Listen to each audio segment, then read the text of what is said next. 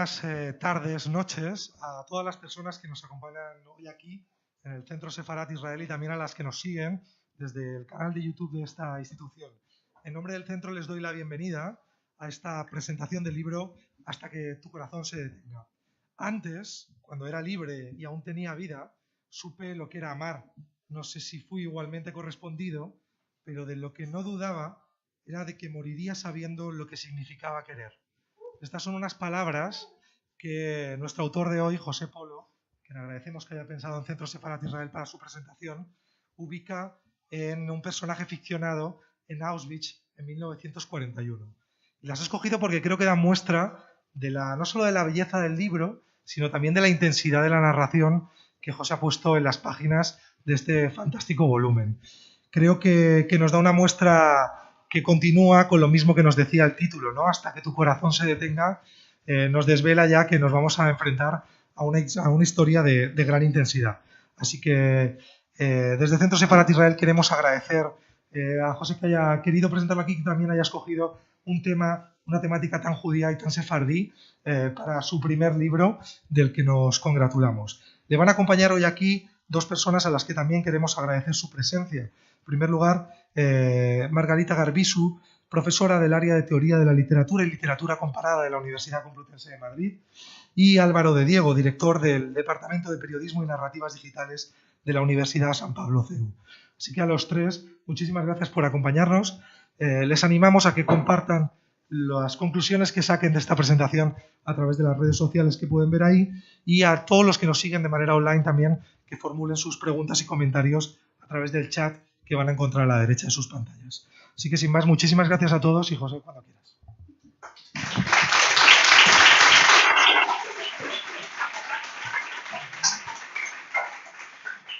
Sí, se me escucha perfectamente. Buenas tardes a todos. En primer lugar, quiero agradecer a cada una de las personas que se ha acercado aquí a Centro Sefarat. Y la verdad es que estoy muy emocionado de ver caras tan conocidas, porque sé la situación en la que vivimos ahora y sé que no es que no es fácil. Por cuestiones de trabajo y por la situación en la que estamos viviendo, pues acercarse hasta cualquier lugar. Voy a ceder la palabra a mi querida Margarita Garbisu. Ella, además de profesora, fue la persona a la que le encargué el prólogo de este libro. Ella mejor que nadie ahora os va a contar nuestra relación, porque la vida nos reencontró en varias ocasiones, al igual, curiosamente, como con Álvaro de Diego. Y ya por último, a continuación vendrá Álvaro, que es el autor del epílogo del libro. Y ya por último, para terminar, os contaré un poco cómo surge esta historia y por qué. En principio, para hoy teníamos anunciada la presencia del historiador Manolo Rey. Hemos hecho una pequeña encerrona a Margarita, pero por cuestiones de salud no ha podido venir.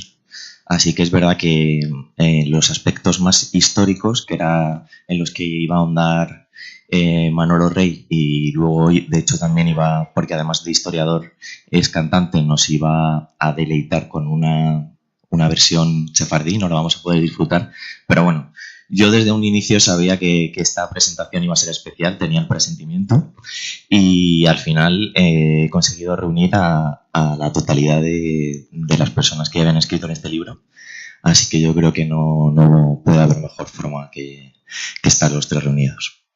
Cedo la palabra a Margarita.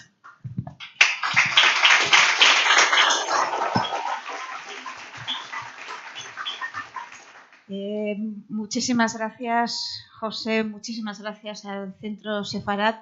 En efecto, estamos completos, prólogo, el grueso, José es el protagonista, sin lugar a dudas, y el epílogo con Álvaro de Diego. Y la verdad es que, bueno, además hay un vínculo entre los tres. Bueno, yo me he sumado a esta mesa en el último momento. Yo quiero que mi intervención sea breve, proporcional a mi intervención en el libro, que es un breve prólogo, Y quiero dejar la palabra sobre todo a José y después a Álvaro. Yo les quiero contar brevemente el vínculo que tengo con José y también a la vez con Álvaro. Ahora lo van a entender perfectamente. Y quiero también comentarles que realmente este libro, Hasta que tu corazón se detenga, esta novela, la verdad es que resulta que hace un compendio de ese vínculo, de algunas de las circunstancias que he vivido con José. Y les explico. Yo a José lo conocí porque le daba clase de literatura en la Universidad CEU San Pablo cuando él estudiaba periodismo. Le daba clase de literatura universal en primero de carrera, una asignatura preciosa que disfrutamos muchísimo. Lo que pasa es que, como saben, José decidió dejar el periodismo, decidió aparcar el periodismo porque quiso centrarse en la interpretación para ser actor. Abandonó el periodismo, pero un tiempo después resultó que recuperó sus estudios, reinició sus estudios de periodismo, ya no en la Universidad CEU San Pablo, sino en la Universidad a Distancia de Madrid. En ese momento ya no estaba en el CEU San Pablo, sino que estaba en la Universidad a Distancia de Madrid, lo mismo que el profesor Álvaro de Diego, que conoció a José en el CEU y después también estaba en la Universidad a Distancia de Madrid. En la Universidad a Distancia de Madrid, en UDIMA, a José pues le di una asignatura que se llamaba Revistas, una asignatura muy bonita, y cuando ya terminaba el grado de periodismo me pidió que le dirigiera el trabajo fin de grado. Le dije que por supuesto, que encantada de dirigirle el trabajo fin de grado, y me dijo que quería hacer un trabajo, tenía clarísimo el tema sobre el que quería trabajar, algo bastante poco habitual porque siempre los estudiantes están bastante peces con el tema que quieren hacer en el trabajo fin de grado, pero él lo tenía clarísimo. Me dijo, quiero hacer un trabajo sobre revistas sefardíes. Y revistas que se publican, revistas sefardíes que se publican en España, ¿no? Le dije que, por supuesto, era un trabajo que le podía dirigir porque le había impartido la asignatura de revistas, y le dije que, bueno, que encantada de dirigirle ese trabajo y que yo le podía ayudar del ámbito de las revistas, pero que en el mundo sefardí la verdad que no lo conocía bien y que, bueno, que haría lo que pudiera, ¿no? Bueno, hizo el trabajo, le dirigí el trabajo, trabajamos muchísimo, le di bastante la lata, pero al final salió adelante, hizo un trabajo brillante, brillante. La verdad es que aprendí muchísimo. Para mí fue un placer dirigir ese trabajo porque me introdujo en un mundo totalmente desconocido para mí. Y bueno, creo que en el tribunal estuvo el profesor Álvaro de Diego, si no me equivoco, en el tribunal de trabajo fin de grado. A lo mejor no te acuerdas, pero yo creo que sí. Y bueno, lo terminó con la mejor calificación y pues en ese momento digamos que terminó nuestro vínculo académico como profesora-alumno entre José y yo. Bueno, y así estaban las cosas cuando al cabo de unos meses, ya de un tiempo, más bien de un año, me escribe un correo José diciéndome que ha escrito una novela. Digo, caramba. Perdón, se me olvidó comentar una cosa. Cuando me dijo que quería hacer el trabajo fin de grado sobre revistas sefardíes, claro, le pregunté, pero bueno, ¿y por qué este tema? ¿Por qué este tema? Y me dijo, hombre, pues porque mi familia parece que tiene un origen judío, ¿no? Los Espliguero. Y bueno, me parece que son pues una familia judía que se asentó en Aranda y me contó un poco y me contó un poco la historia. Pues me pareció interesantísimo el tema. Y a lo que iba, terminó nuestro vínculo como profesora estudiante y al cabo de un tiempo me escribe diciéndome que ha escrito una novela y que si se la puedo leer y dar su opinión. Le dije que por supuesto que me la enviara, y cuál es mi sorpresa cuando me encuentro que ha retomado el tema sefardí. Por eso les digo que para mí este libro fue un poco una especie de resumen o de vínculo de todas las circunstancias que nos habían unido. Porque por un lado estaba escribiendo una novela. Él era periodista, pero había decidido escribir una novela, con lo cual me retrotraía a cuando le enseñaba literatura y me hizo una ilusión pues enorme, bárbara, ¿no? De decir, bueno, está metiéndose en una obra literaria, una novela además de 400 páginas. Y luego además pues retomaba ese tema que habíamos visto en ese trabajo fin de grado. Por tanto, para mí fue una emoción enorme. Y bueno, además es que luego empecé a leer la novela y me sorprendió muy gratamente. Me sorprendió muy gratamente desde el punto de vista literario. Porque José además no optó por una narrativa digamos que sencilla, sino que en cierto modo se complicó un poquito la vida. Y me explico. La novela está, no sé si la han leído ya o no, pero bueno, les quiero hacer una breve introducción desde un punto de vista más literario, digamos, ¿no? La novela está dividida en 4 grandes partes. Mejor dicho, en 4 partes, no 4 grandes partes, porque la primera parte es el grueso de la novela.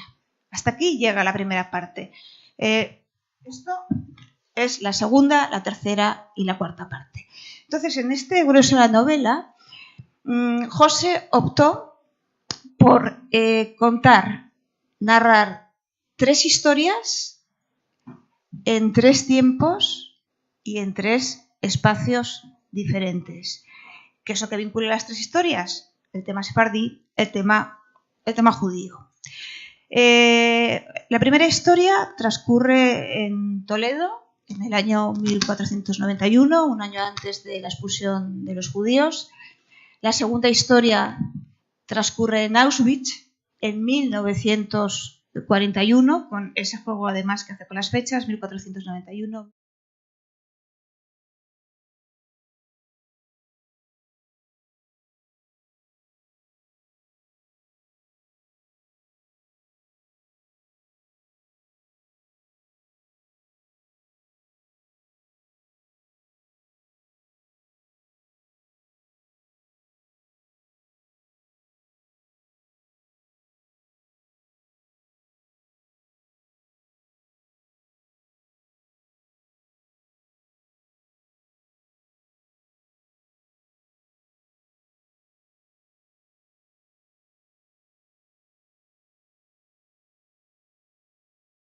Personajes, ¿no? Ahora bien, sí que es cierto que José nos pone un poquito fácil la labor en esta primera parte. Y lo hace de la siguiente manera. José divide esta primera parte en capítulos que a su vez se dividen en pequeñas, digamos que escenas, ¿no? Y en esas escenas se va saltando de un tiempo a otro, de un espacio a otro. Ahora bien, hay una hilación entre ellas. Hay un vínculo entre ellas, porque cada una de esas escenas termina, mejor dicho, empieza con la misma frase con la que ha finalizado la escena anterior. Y eso le da una gran fluidez al libro, le da una gran hilación y repito que facilita un poco la tarea al lector. Ahora bien, tenemos que ser lectores espabilados. Es ese pacto narrativo entre autor y lector. El autor nos da la historia y el lector tiene que saber llenar los huecos que el autor ha dejado y nuestros lectores inteligentes lo tenemos que hacer. Bueno, entonces esto les debo decir que me provocó aún más ilusión, porque claro, como profesora de literatura, que les había explicado además toda la literatura del siglo XX con toda su complejidad, pues me encuentro con que José no ha optado por una narrativa pues fácil o sencilla, sino que además ha optado pues, por cierta, digamos, complejidad o experimentación. Ahora bien, desde el punto de vista estilístico, el lenguaje de José es muy directo, es muy claro, es brillante, ahí se ve al periodista también, y es muy fresco. Eso es la verdad lo que, pues lo que invita a seguir leyendo el libro. Y, en fin, pues con todo lo que les estoy diciendo, pues simplemente me queda pues invitarles a que lean hasta que tu corazón te detenga, tanto por su contenido, por todo ese trasfondo histórico que tiene, del que quizá ahora nos va a hablar el profesor Álvaro de Diego, y luego también pues, por cómo está escrito, porque es un libro de una grandísima belleza. Nada más.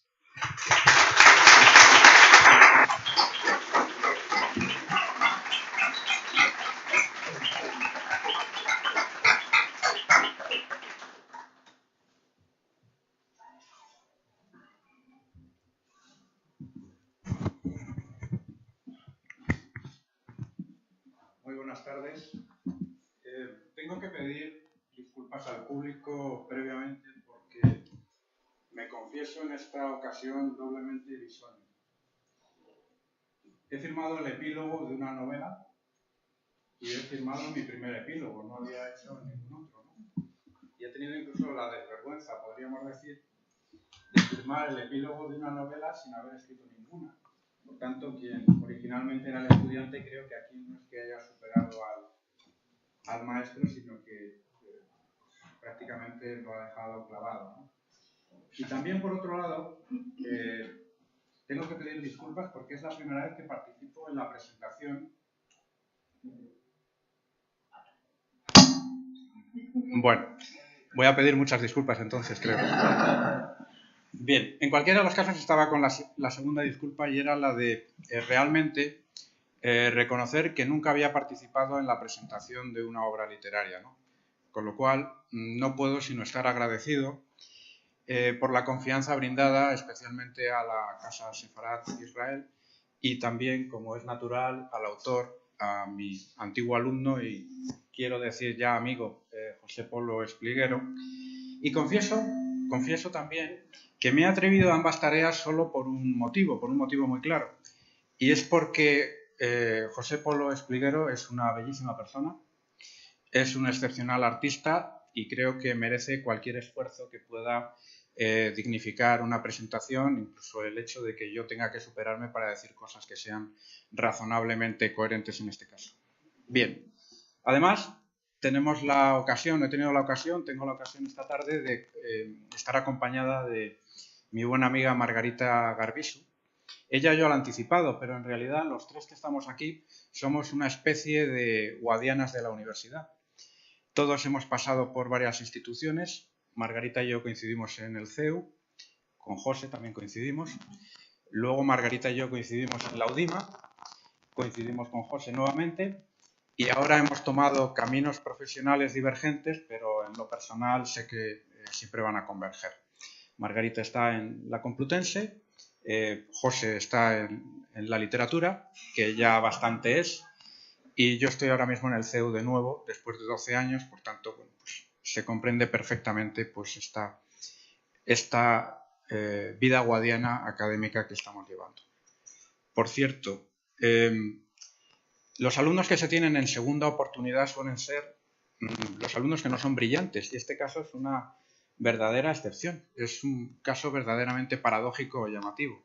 Por cierto, Marga, me llamó la semana pasada el alumno mallorquín, que tú y yo conocemos, que es un contrapunto a esta situación, no es precisamente un alumno brillante. Bueno, acudiendo ya al libro, fuera disculpas, fuera detalles de cariño que no empecen ni mucho menos lo que quiero decir a continuación, voy a basarme fundamentalmente en una ampliación de lo que he dicho en el epílogo. Iba a decir que me costó bastante hacerlo. Bueno, creo que una vez elegido un rumbo es mejor no cambiarlo, y por tanto me voy a extender un poco en lo que vine a decir en el epílogo, ampliándolo un poquito, ¿no? Paul Valéry, el autor del Cementerio Marino, decía que la literatura la crea realmente el lector. Esto quizá hay que ponerlo en cierta cuarentena. La literatura la crea primero el autor, esto es obvio. Si la creara el lector, estoy convencido de que en esa portada tan bonita pues no cabrían los miles de nombres que van a leer este libro, ¿no?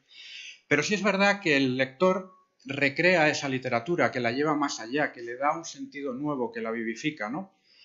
Y es verdad además que yo me siento un lector muy especial de esta novela. Me siento un lector muy especial de esta novela porque creo que comprendí intuitivamente algo de lo importante de lo que quería expresar José Polo Espliguero. No sé si en este caso seré capaz de expresarlo, pero creo que además, incluso hablando después con él me confió que había habido una sintonía en ese aspecto a la hora de encontrar en el epílogo cosas que él había sentido, que había tratado de expresar y que sin duda había expresado, ¿no? Hasta que tu corazón se detenga, como ha indicado Marga, abarquilla una sola travesía en la que confluyen básicamente tres relatos. Ya lo ha indicado Marga. Está el relato del niño o del joven en Toledo previo a la expulsión de los Reyes Católicos en 1491. Está la del joven en el horror de Auschwitz a partir de 1941 y está también el del niño José en la Arganda del Rey, pues prácticamente contemporánea de nuestros días, de los años 90. Como he dejado escrito en el epílogo, me pareció en su momento que José recorría un poco el camino inverso al que había hecho el gran autor británico C.S. Lewis en su vida. Este profesor de literatura de Oxford, prolífico autor de cuentos, por cierto, ¿cuántos profesores de literatura hay que escriben poco o que no se atreven a escribir? Relata su dramática infancia en un libro que les recomiendo a todos ustedes si no lo han leído, que es Cautivado por la alegría. Sus primeros 8 años de vida, los de C.S. Lewis, fueron muy felices. Yo creo que con mucho paralelismo me da la impresión con el de nuestro querido José Polo Espliguero. Porque en la Irlanda del Norte natal, en la que habitaban con su familia una casa absolutamente desvencijada, en la que no funcionaba nada, para él todo eran bendiciones. Era bendición unos buenos padres, una buena comida, un jardín que entonces le parecía más grande, una niñera maravillosa y un hermano mayor que era prácticamente un cómplice, no un hermano. Todo, por tanto, constituía para él un mundo cuajado, y cito textualmente, de amabilidad, alegría, sensatez. Es curioso que la primera cosa bella de la que tiene constancia C.S. Lewis en su vida, y luego refleja en estas memorias, es un pequeño juguete, un jardín de juguete que realiza su hermano, recogiendo musgo del jardín y colocándolo sobre la tapa de una lata de galletas. Bien, la imagen del paraíso para él siempre tendrá algo de ese jardín de juguete de su hermano. La imagen del paraíso de José siempre tendrá bastantes retazos de esa casa que describe, de esos recuerdos que abarquillan realmente su infancia y que conducen finalmente al adulto que es. Me atrevo a decir que ese mundo, el de Luis y también el de José Polo Espliguero, se construye a base de unos pocos ingredientes. De imaginación, la hay en la novela y mucha. De libros, la hay en José Polo Espliguero y mucho. Supongo que es un lector desde niño, como mi hijo. Entonces, esto queda muy claro en la novela, ¿no? Y finalmente, aparte de la casa, de la imaginación, perdón, de los libros, está la casa. Una casa que constituye esencialmente un hogar. La imaginación se nutre de lo que jugamos y de lo que vivimos en la infancia. Los libros, dice C.S. Lewis, mi padre compraba todos los libros que leía y nunca se desprendía de ellos, permiten al novelista posterior, sabiendo leer y escribir, uno tiene montones de cosas que hacer. Y en tercer lugar, la casa de Lewis, como la de José Polo Espliguero, es casi el personaje más importante de su historia. C.S. Lewis confesó ser producto de los pasillos largos, de las habitaciones vacías y soleadas, de los silencios en las habitaciones interiores del piso de arriba, de los áticos explorados en solitario, de los ruidos constantes del goteo de las cisternas y de las cañerías, y del sonido del viento bajo los tilos. La verdad es que el padre de C.S. Lewis no tenía precio como subvencionador de obras de reforma. La casa era un absoluto desastre, pero sin embargo, es el origen de una infancia feliz y el origen de una literatura que también está en José Polo Espliguero y en su novela. Donde otros, como digo, no verían más que un chollo para las empresas de reforma, algunos ven la casa con espacio para todos, que esto es lo que constituye verdaderamente, a mi juicio, un hogar. Probablemente, porque todas las historias a veces divergen, es a los 9 años donde la de C.S. Lewis y José Polo Espliguero se separan. A esa edad, C.S. Lewis pierde a su madre tras una terrible enfermedad. Su mundo se convierte en un mundo desolado y la literatura prácticamente en una coraza. Ya no habrá hogar, sino fundamentalmente evasión. No creo que sea el caso de José Polo Espliguero. El caso de José es distinto, como digo. Lo plantea en su novela, cuando aparece el adulto prematuro, el niño que sabe de la felicidad, que está anclada en la certeza de contar, por ejemplo, con todos sus abuelos. Y hay un momento esencial, donde comprende que esa felicidad es efímera porque no los tendrá siempre sus abuelos. Viniendo para acá, yo recordaba precisamente, uno no recuerda las fechas exactas, pero tengo vivo el momento justo en que vi cómo mi hijo comprendía que algún día no tendría a su padre y a su madre. Lo tengo vivo, pero vivo, impresionantemente vivo. No les puedo decir si fue a los 8 años, a los 9, pero recuerdo su cara, recuerdo el cambio de expresión. Recuerdo cómo interiorizó algo y cómo pude leerle la cara de lo que estaba pensando en aquel momento.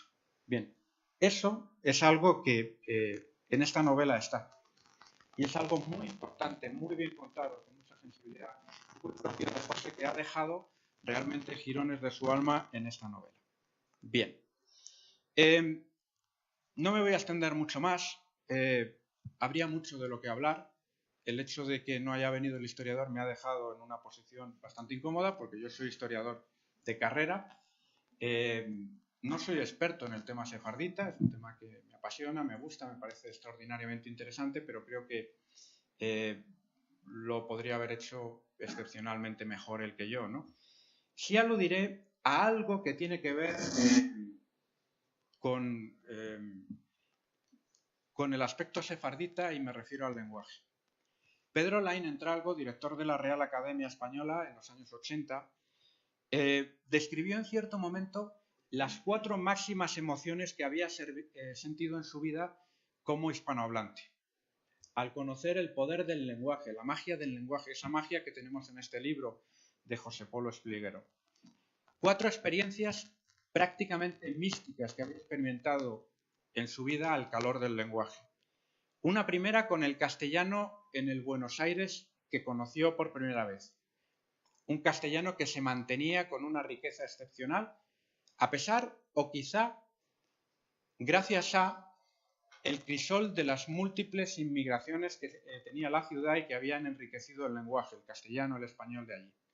En segundo lugar, la experiencia que sufrió, que disfrutó, prácticamente en la soledad cósmica de una playa de Chile, cuando en medio del silencio de las olas escuchó en un castellano cristalino, limpio, propio de allí, del cono sur, una simple palabra: oye.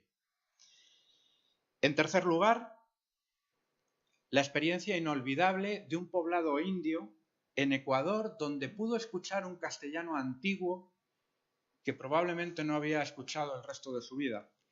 Y finalmente, la emoción, la extraordinaria emoción de contemplar a través de la caja tonta de la televisión la intervención en televisión, como digo, de un judío sefardita, en un linaje hecho más de lengua que de sangre, más de alma que de tierra, escuchando el ladino del siglo XV, conservado en medio de las persecuciones religiosas y de las múltiples tragedias sufridas por su pueblo.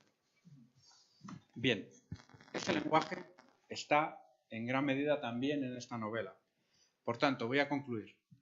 Animo a leer este libro de José Polo Espliguero, un nuevo, creo, príncipe de la concordia literario que, como Juan Pico de la Mirándola, combina cábala, piedad católica o piedad cristiana y el lenguaje universal de la imaginación.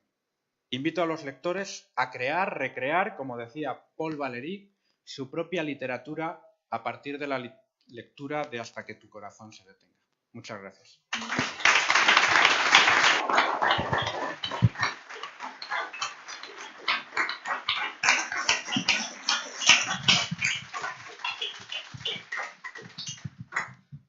Bueno, la verdad es que después de tanto las palabras de Margarita como de Álvaro, uno se queda pensando qué más puede decir, ¿no?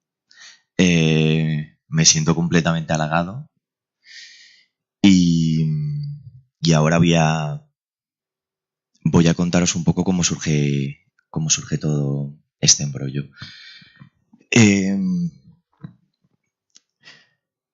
Hasta que tu corazón se detenga, nace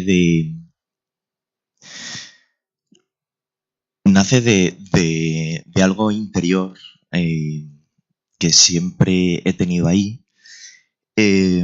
Yo cuento en mi libro, en el prólogo, que viví una infancia atípica porque mi familia vivíamos todos en una casa familiar con mis abuelos y eso era un sinfín de entradas y llegadas.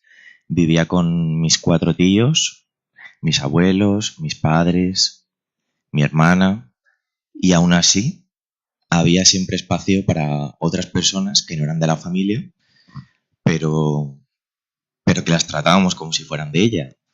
De hecho, yo hasta bien entrados los años, pues no me enteré que ciertas personas a las que yo llamaba tía no eran mis tías de verdad. Y cuando iban avanzando los años y yo me encontraba con determinadas personas y les trataba de explicar esto, ninguno de ellos me entendía. A lo mejor hablo de preocupaciones, de que en algún momento a algunos de ellos les pasaba algo y entonces comentaba, pues voy a ir a ver a mi tía Fuencis o voy a ir a ver a mi tía Maribel. Y claro, pues la gente te pregunta, ¿pero de quién es hermana? Entonces, claro, yo decía, bueno, es que no son hermanas son unos amigos de la familia, pero que son como si fueran de nuestra familia. Entonces, claro, todo el mundo me decía, entonces no es tu familia. Y claro, yo decía, ¿cómo que no son mi familia? Esto yo creo que solo lo pueden entender las personas que nos han ocurrido esto, ¿no? El estar rodeado siempre de personas a las que tienes a tu lado y te lo ofrecen todo. Y no hay distinción. Únicamente puede ser que no haya un vínculo de sangre. Pero más allá de eso, no hay nada. No existe diferencias. Entonces, esto cuando alguna vez he escuchado de los hijos que adoptados o si se pueden querer más o menos, yo os puedo asegurar en mi caso que yo no hago distinción entre un tío mío, que lo es o no lo es, porque el cariño recibido y con el que me he criado ha sido el mismo. Entonces, para mí nunca ha habido distinciones y en mi casa siempre se había dicho que estaban las puertas abiertas para todo el mundo. Mi abuelo siempre lo decía y así era. Entonces, yo de pequeño siempre he estado rodeado de gente y curiosamente rodeado de gente mayor, porque a mí me apasionaba estar con la gente mayor, era la que más feliz me hacía. Y yo recuerdo que mi madre incluso a veces me decía, ¿qué haces siempre con los viejos? Porque yo era con quien realmente me sentía feliz y yo les preguntaba, sentía como añoranza, era como un viejo joven que quería descubrir más sobre el pasado. Y yo tenía 5 años en el 92 y viví ya los últimos coletazos de pueblo de Arganda. Sí llegué a conocer esas casas centenarias que tenían bodegas, esos grandes lagares y que aún se podía entrar en casa porque la puerta estaba entornada, ¿no? Que parece increíble. Vivía a 20 kilómetros de Madrid, pero la esencia de pueblo en Arganda hasta hace bien poco la teníamos. Y yo me preguntaba y quería saber más de esa Arganda de la que me hablaban, que yo no había conocido, pero que de alguna forma la presentía. Y a mí me fascinaba hablar con mis bisabuelos, que los tenía afortunadamente a todos, a los 4 maternos e incluso a una bisabuela materna. Les preguntaba sobre esa Arganda, ¿no?, de la que me hablaban antigua, de esas inmensas casas que ya iban desapareciendo y que escondían secretos. Y yo les preguntaba por esos secretos. Y ahí dejaba volar mi imaginación, ¿no?, en todas esas historias que me contaban mis abuelos y mis bisabuelos. Concretamente, todo empieza con mi bisabuelo Bonifacio Espeliguero de León, que él era militar, era un hombre de mundo, había vivido la guerra civil, entre otras cosas. Y yo era pequeño cuando murió, yo tenía 7 años, aproximadamente 7 o 8 años, pero se me quedó muy grabado que él me dio unos datos muy concretos. Me dijo que no conocíamos el origen de nuestro apellido, Espeliguero, que solo sabía que éramos de Arganda de toda la vida, que había intentado en alguna ocasión ponerse en contacto con algún historiador, pero que no había encontrado nada, y que a él, no me lo dijo con estas palabras, pero que le gustaría que este legado continuara, ¿no? Saber el origen, de dónde veníamos. Cuando falleció mi abuelo Juan, que era el mayor, pues se convirtió en el nuevo patriarca de los Espeliguero. Y yo era el nieto mayor, fui el primero de muchas cosas, el nieto mayor, el bisnieto mayor, el sobrino mayor, y depositaron en mí, yo creo, por eso tanto cariño, ¿no? De tantas partes de la familia. Y mi abuelo Juan consiguió seguir despertando en mí ese interés por conocer de dónde veníamos. Esto obviamente en algunos tiempos de mi vida pues se quedaba dormido, pero cuando empecé a estudiar periodismo, casualmente coincidió con una visita al médico. Y recuerdo perfectamente que en Arganda pues tenía fiebre y no me bajaba la fiebre. Llevo unos días y mi madre me mandó a Gustavo al médico para ver si me tenía que tomar antibiótico. Y mientras estaba esperando en la sala de espera, cogí una revista y al abrirla me llamó poderosamente la atención un artículo que decía algo así como Yasmine Levy, la mujer que no puede parar de cantar en español. Y aquí, en este artículo, se nos hablaba de una chica israelí de ascendencia judío-española que se encargaba de recopilar el cancionero medieval que su madre, que también era cantante, le cantaba, y ya Yasmín le daba un toque y lo fusionó con flamenco y lo hacía de alguna forma un poco más comercial. A continuación se hablaba un poco de la presencia de los judíos en España, de la que yo tenía constancia, pero comencé a sentir algo extraño, como un sentimiento de pertenencia, ¿no? Entonces se me encendió ahí una luz y dije, pues a lo mejor tengo que tirar por ahí, ¿no? Y buscar. Y aquí empieza mi búsqueda incansable por conocer el origen de los Espliguero. Lo primero que hice fue ir al archivo municipal de Arganda, que dicen que es uno de los mejores de España, y me encontré con una pequeña dificultad, y era que el archivo comenzaba en el siglo XVI. Por tanto, yo ya sabía que antes del siglo XVI no iba a encontrar nada. Algo parecido sucedía con el archivo parroquial de Arganda, de la iglesia de San Juan Bautista, que parece que lo tenemos todo en Arganda, pero también se dice que es uno de los mejores conservados de España. Y me ocurría exactamente lo mismo. Había algunos libros del siglo XV, pero no estaban completos y prácticamente todos empezaban en el XVI. Empecé a sacar la línea y hacer el árbol genealógico y empecé a llevarme sorpresas. Las primeras sorpresas que me llevé fue el tema de los apellidos. Durante muchísimo tiempo los Espliguero empezaban a emparentarse con apellidos que estaban muy marcados entre los judíos conversos. Hablo del famoso Santa Cruz y Hervás. Y esto me hizo pensar que posiblemente en un pueblo pequeño, pues al final los judíos nuevos y los judíos viejos pues se conocían y al final era una práctica habitual, la de casarse entre judíos.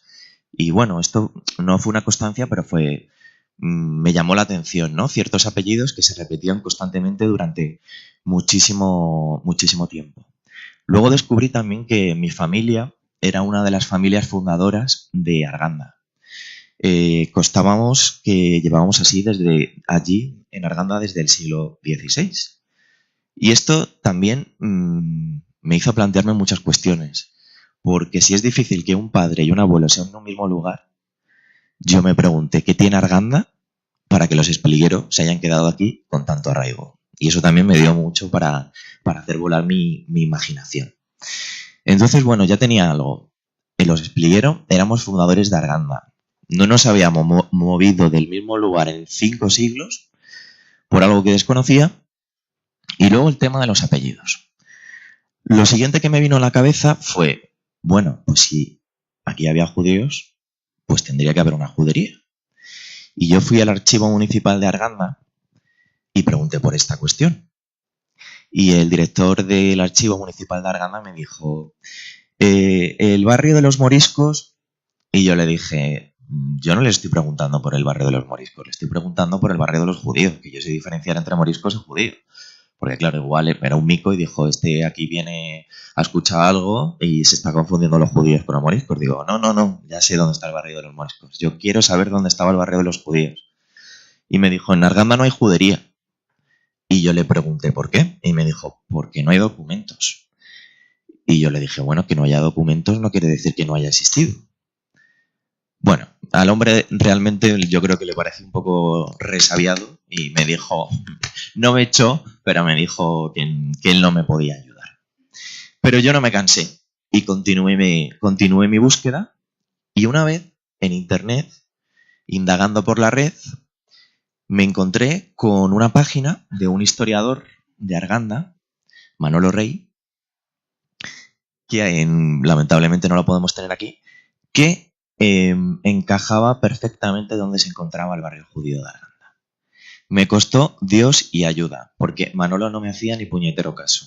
Es una pena que no esté, porque no me hacía ni caso. De hecho, yo le escribía emails y no había manera de que me contestara. Pero como yo soy pesado por naturaleza, conseguí su número de teléfono y le empecé a escribir WhatsApp. Y bueno, claro, yo creo que ya al final, por pesado, dijo, pues tendré que ayudar con este chico y a ver qué quiere de mí. Entonces, claro, yo cuando quedé con Manolo le dije, Manolo, o sea, quiero que me expliques por qué tú tienes la certeza de que el barrio de la Cruz, además curioso, cuanto menos el barrio de la Cruz, porque siempre se repite la misma historia en la mayoría de las judías, que las juderías luego se les ponía el nombre más cristiano y más poderoso, él señalaba que se encontraba la judería. Y me dijo, pues muy fácil, porque en el barrio de la Cruz yo he visto varias mezuzas. Claro, yo me quedé fascinado en ese momento. Para los que no lo sepan, las mezuzas eran un rasgo característico de las casas de los judíos. Los judíos, en la lonja derecha de sus casas, hacían un hueco donde introducían una pequeña cajita con unas plegarias en hebreo, una de ellas la conocida Shema Israel, y bueno, servía como un distintivo para saber que ahí vivía un judío y también como un objeto de bendición, ¿no? Los judíos cuando entraban a su casa se besaban los dedos y tocaban la mezuzá tanto al entrar como al salir. Y las mezuzás además se caracterizan porque tienen una inclinación muy concreta y que cuando uno lo ve sabe perfectamente por la inclinación y por las características propias de la mezuzá si es una mezuzá o no. Entonces Manolo me dijo que él al menos había encontrado varias mezuzás. Yo tuve la oportunidad de ver una de ellas, además con una amiga que está aquí presente. Y bueno, pues ya por fin dije, ya he encontrado el lugar de los judíos en Arganda. Y mi siguiente paso fue, pues si está en la judería, ahora quiero descubrir si mi familia alguna vez ha vivido aquí, porque a mí no me costaba. Y hablé con mi abuelo Juan y me dijo, sin decirle nada, y me dijo, hombre, claro, ahí vivía el abuelo Perico. El abuelo Perico, que era mi tatarabuelo. Y de hecho nosotros tuvimos esas propiedades porque eran varias casas en la antigua judería pues hasta los años 90. O sea que constaté que mi familia en la antigua judería durante muchísimos siglos, hasta finales de los 90, siguió conservando sus propiedades en la antigua judería. Y ya de manera anecdótica, ya luego obligué a mi abuelo a que se hiciera un test de la sangre y demás, que volvió a certificar que teníamos ascendencia judía, pero a mí ya no me quedaba ninguna duda. En todo este periplo, que fue de muchos años y de muchas emociones, cuando iba dando pasos y descubriendo cosas, tuve la sensación o tuve la necesidad de recuperar toda la parte cultural que tenía que ver con lo judío español. No me interesé tanto por la parte religiosa, sino por la cultura judía, judío-española, concretamente. Me fascinaba y cuanto más entraba en ella, más cuestiones me planteaba y más quería adentrarme. Me parecía algo realmente mágico. Entonces, por esto, de esta necesidad nace Hasta que tu corazón se detenga. La parte de Arganda, del niño de Arganda de José, y aquí insisto porque la gente me dice que si es autobiográfico y me insiste mucho y quieren saber lo que es verdad y lo que no es verdad, y para mí es lo menos importante. Tiene que ver mucho conmigo, tiene que ver con la infancia que viví, con cuestiones que me planteé y con esa necesidad, ese niño que tiene de indagar sobre su pasado y de descubrir. La parte de Auschwitz, que también la gente me pregunta mucho por qué he elegido Auschwitz y Toledo. Auschwitz lo elegí y no fue al azar, por supuesto. Primeramente, aunque la segunda historia es en Auschwitz, voy a hablar primero de Toledo y nada más conocer mis orígenes judíos, yo me pregunté qué hubiera hecho José si tuviera que decidir en 1492 si tenía que marcharse del lugar en el que había vivido toda su familia siempre o si hubiera convertido al cristianismo. Y esta pregunta me llevó a crear el personaje de Juan, que es una persona vinculada a una de las familias más poderosas de Toledo, que tiene un abuelo médico, que es un gran cabalista y que tiene una relación muy interesante con él, a preguntarme, pues precisamente eso, ¿no? ¿Qué hubiera hecho yo si tú hubiera tenido que tomar la decisión? Y por último, la historia que está en el medio, la de Auschwitz, pues también me planteé la cuestión de qué hubiera pasado si mi familia hubiera optado por el exilio y alguno de mis familiares hubiera acabado en Auschwitz. Me lo pregunté, porque también me pregunté por lo mismo. ¿Algún familiar optó por el exilio y acabó ahí y no hemos tenido constancia? Entonces tuve la necesidad. Este libro parte de la necesidad. Es sin duda un homenaje a mis abuelos, a mis tíos, a mis padres, a mis hermanos, a toda la gente que me quiere y que me ha hecho ser como soy. Pero también para homenajear a la cultura sefardí, que creo que es una de las grandes olvidadas de este país.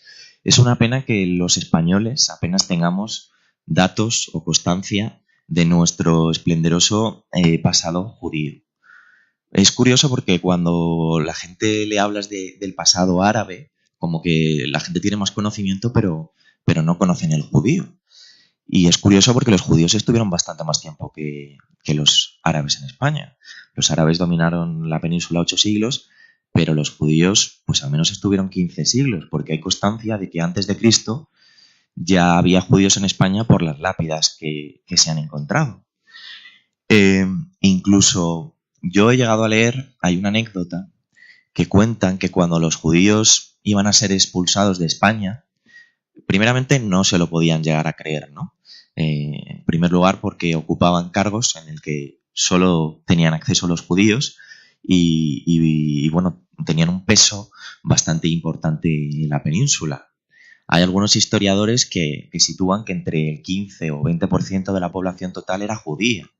Había poblaciones en las que incluso los judíos eran mayoritarios que el resto.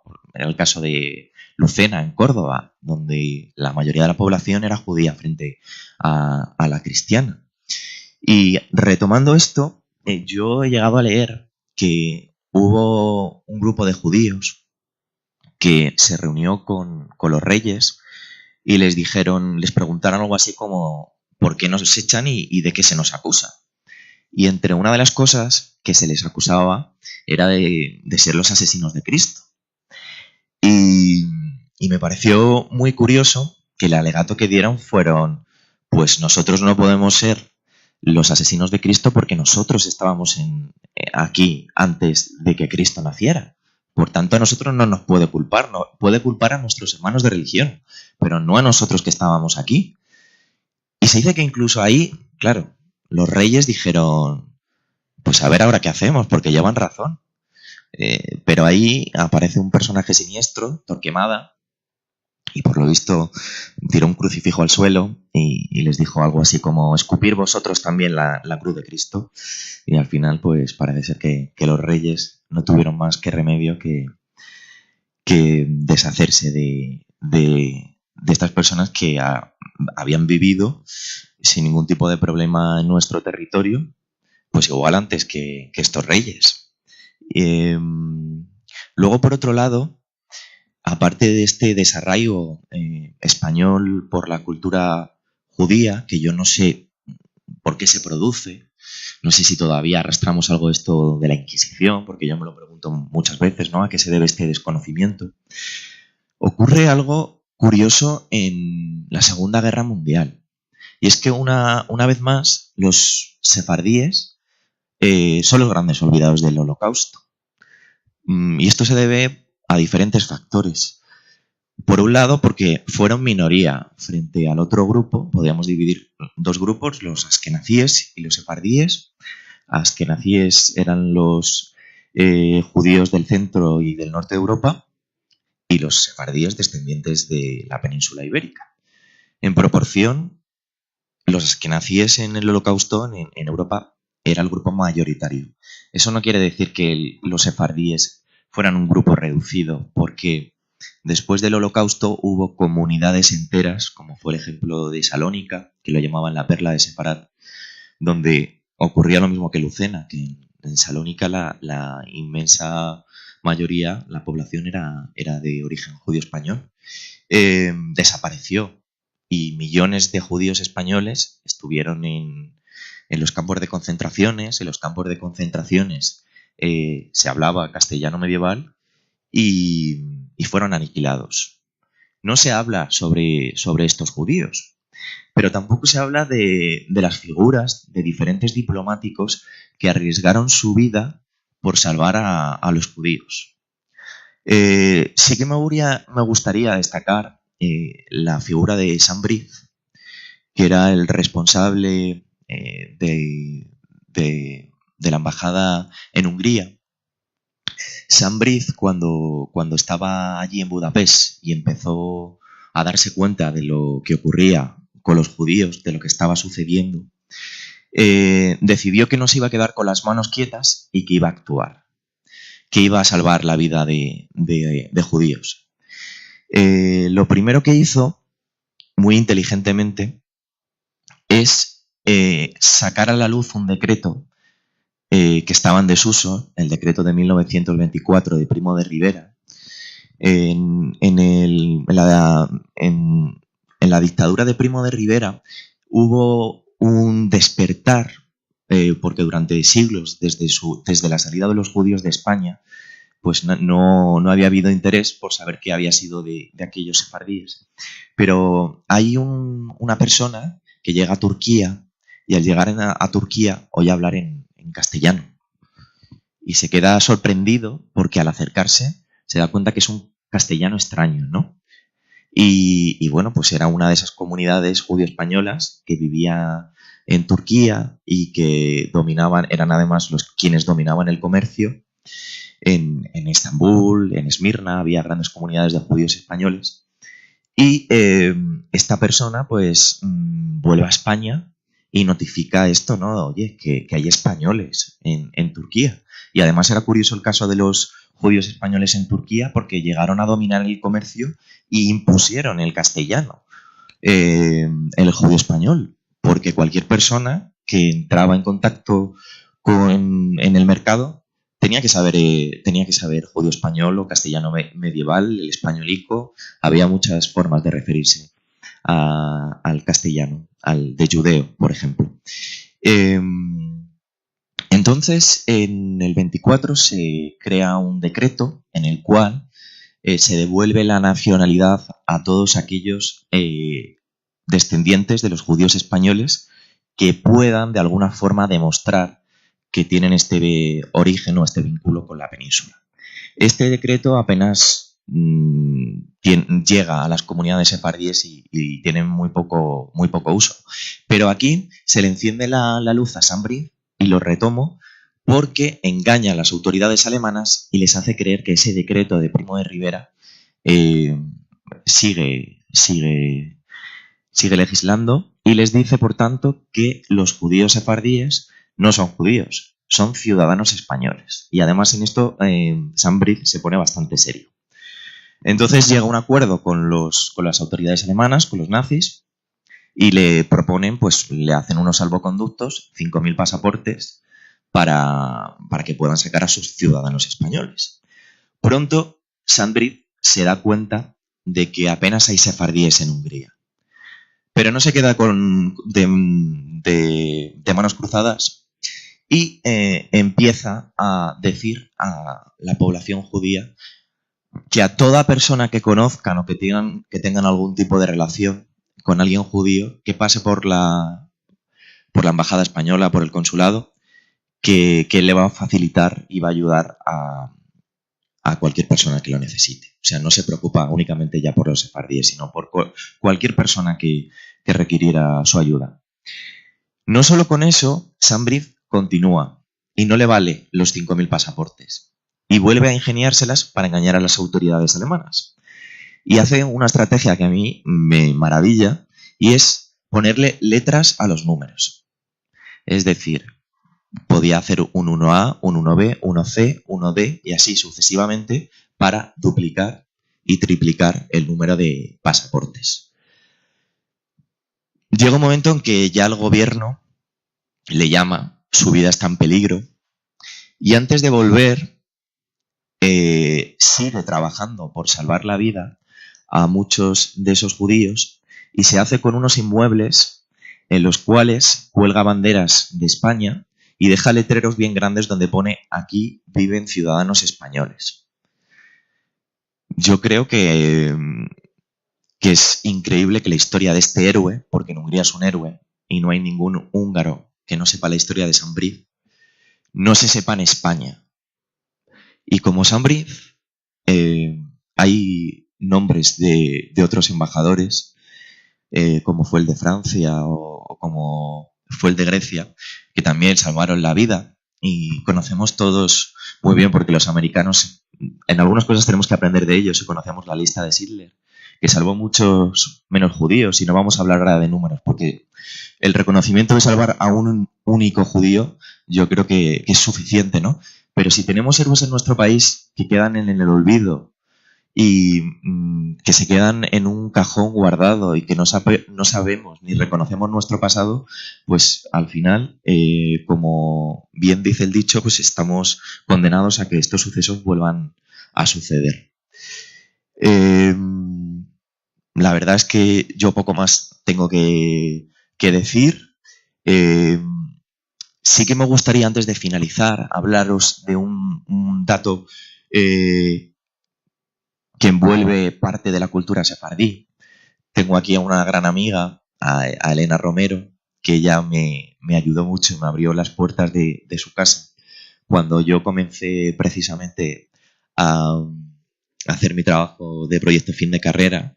Sin conocerme de nada, Elena me abrió su casa y me dejó su espléndida biblioteca, donde tuve acceso a las principales revistas sefardíes del mundo, y te lo tengo que agradecer enormemente, Elena, porque sin ti me hubiera resultado completamente imposible. Tú sabes las dificultades que tenemos para poder acceder a estas revistas, y no solo me dio acceso a sus revistas, sino me dio acceso a su casa. Desde el primer momento yo me sentí como en casa, y bueno, Elena es una de las grandes investigadoras, una de las mejores sobre la cultura y más concretamente la literatura en judío español.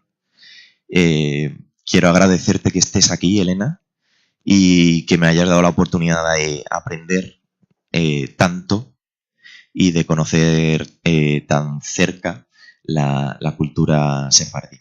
Y esto venía a colación de que voy a hablar de nuestra famosa llave, que a ti ya sabemos que no te gusta tanto. Pero yo me hago con la llave, a pesar de que ahora os voy a contar una leyenda, porque me parece una cuestión mágica y me sirve como gancho para hacernos un poco la idea de lo que envuelve a la cultura sefardí. La cultura sefardí no es que de repente se estancara, ¿no? Que hay mucha leyenda de que en 500 años se haya conservado el idioma, que evidentemente el idioma evoluciona. Pero sí que es verdad que esa identidad y esa añoranza por Sefarad estuvo presente en las comunidades sefardíes hasta el último momento. Y hay una leyenda que se llama la leyenda de la llave de Sefarad, que cuenta que cuando los judíos tenían que abandonar la península, como no podían sacar oro ni podían sacar piedras preciosas, pues no les quedó más remedio que irse con lo opuesto, y fueron pocos los que vendieron sus casas. Además, ellos al parecer estaban convencidos que sería algo transitorio, ¿no? Que volverían a España. El asunto fue que esa añoranza por volver a Sefarad nunca sucedió, y esa llave fue pasando de generación en generación. Cuentan que después de siglos, algunos de esos antepasados que conocían dónde se encontraban sus lugares de orígenes, fueron a algunas de esas juderías y fueron puerta por puerta introduciendo esas llaves. Y dicen que alguna de esas llaves abrieron puertas. Pues probablemente sea solo una leyenda, pero sí que nos hacemos una idea de ese vínculo tan estrecho y tan importante que tuvieron y que mantuvieron los judíos sefardíes con la península ibérica, ¿no? Que después de tantos siglos su familia le seguían hablando y seguían manteniendo esas tradiciones y esa cultura que al final era 100% española, y que cuando uno se encuentra con un sefardí, pues se siente plenamente identificado porque reconoce lo español. Así que esta llave está muy presente en este libro. Y yo le digo al lector, nada más empezar, que yo le hago entrega de una llave que al principio no va a ser visible, pero que cuando comencemos y prosiga este viaje, posiblemente la vaya a ver. Y esta llave te da acceso a conocer un mundo en el que podemos entrar todos y que por algunas circunstancias, pues hasta este momento no hemos tenido acceso. Entonces, el vínculo entre el lector y el autor, que en este caso soy yo, hace que el protagonista se convierta en protagonista. Porque esto es un pacto de dos. Una vez que comencéis a leer el libro, yo os entrego una llave que, como os digo, pues posiblemente al principio no vayáis a ver, y os aviso de que vamos a emprender un viaje que nos va a llevar hasta un lugar incierto y que nos va a permitir descubrir diferentes circunstancias y diferentes situaciones que están ahí frente a nosotros, pero que somos incapaces de ver. Así que os invito a que podáis coger una de esas llaves que os están esperando, y al final de Hasta que tu corazón se detenga, descubrirán todos los secretos que envuelven a este libro. Así que os agradezco mucho que estéis aquí conmigo, me hacéis muy, muy feliz, de verdad. Y ahora, si queréis, estamos disponibles los tres para responder cualquier pregunta que nos queráis hacer. Muchísimas gracias.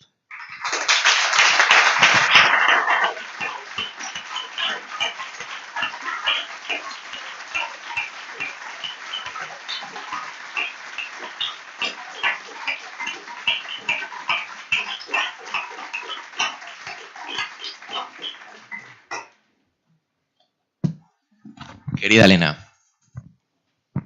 Bueno, en primer lugar, darte las gracias por tus muy cariñosas palabras, que no me merezco del todo. Te digo por qué. Mi casa siempre ha estado abierta a todas las personas que con seriedad han querido estudiar o profundizar en el conocimiento de qué es lo sefardí y en el judío español. Bueno, estoy a punto de cumplir 80 años, mes que viene los cumplo, y llevo trabajando en el Consejo Superior de Investigaciones Científicas en un instituto de estudios sefardíes desde que tenía 22, 23 años. Es decir, toda mi vida científica la he dedicado justamente a este tema. Y por eso a los alumnos, tanto mi marido Jacob Hassan como yo, las puertas de nuestra casa estaban abiertas a cualquiera que, y de nuestra biblioteca, por supuesto, a cualquiera que quisiera interesarse en estas materias. Desgraciadamente, en el Consejo, el departamento, lo que fue Estudios Sefardíes, ahora realmente trabaja una persona nada más. Tiene, eso sí, personas que están haciendo lo que antes eran tesis, se llamaban tesis doctorales, que ahora no sé cómo se llaman, y trabajos de licenciatura, etcétera, etcétera, sí tienen bastantes alumnos. Pero bueno, esperemos que no desaparezca del mapa estos estudios.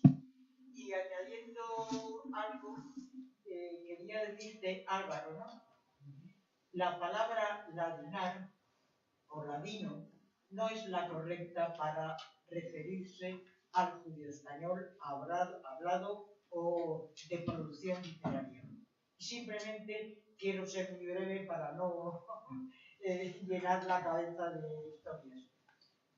Un profesor de la Universidad Hebrea de Jerusalén, colega mío, David Gunis, fue muy específico con esto y lo retrató magníficamente bien. Ladino, aparte de que en español ladino quiere decir también otras cosas no precisamente muy amables, pero ladino es lo que se aplica a la traducción literal del hebreo. Es decir, no es la lengua de la calle, no es la lengua para escribir un poema, no es la lengua para escribir una novela o teatro, es la de traducción del hebreo. ¿Qué sucede? Que muchos sefardíes de ahora, con tal de quitar la palabra judío-español del medio, porque mire usted, el español no les gusta demasiado ahora, o con tal de no tener el problema de la ñ, porque muchas máquinas de escribido teclados informáticos no tienen ñ, suprimen la palabra judío-español.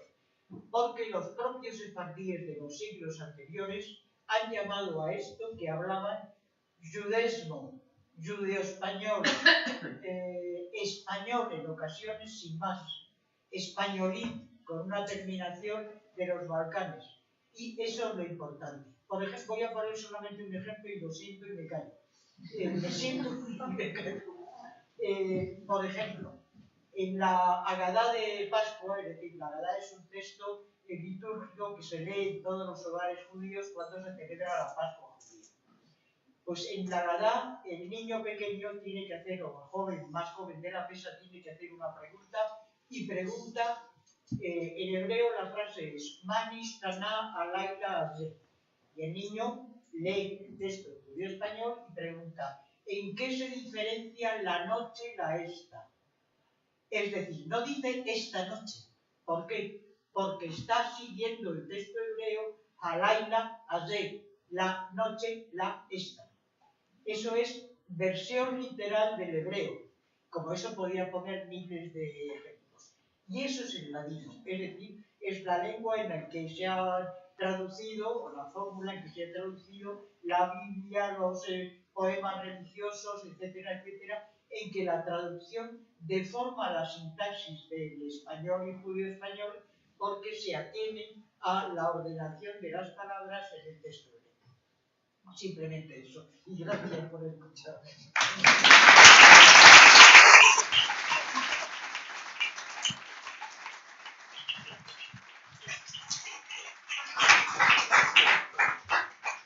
Me dicen que hay tiempo para una pregunta. ¿Quieres responder? Sí. Nada más que dar las gracias por la aclaración y efectivamente no soy experto en cultura sefardita y al parecer don Pedro Laín Entralgo tampoco. Que al parecer tampoco don Pedro Laín Entralgo era experto en cultura sefardita. Es verdad que era historiador de la medicina, si realmente nos ceñimos a su campo específico. Muchísimas gracias. Me dicen que tenemos tiempo para una última pregunta. Así que si alguien quiere hacer una pregunta, que hable ahora o calle para siempre. ¿Quedan más presentaciones en otras ciudades? Sí, sobre todo para las personas que nos están viendo al otro lado. Mañana estoy en San Sebastián, en el País Vasco, no en San Sebastián de los Reyes. El viernes, mañana estoy...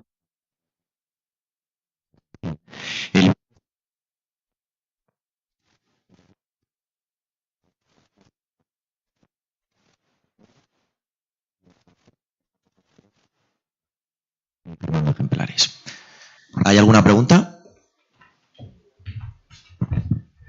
Pues si no tenemos ninguna pregunta, ya solo nos queda agradecerle a José su presentación, a los 3 participantes, desearle mucha suerte con hasta que tu corazón se tenga World Tour, una cosa así que lleva de presentaciones.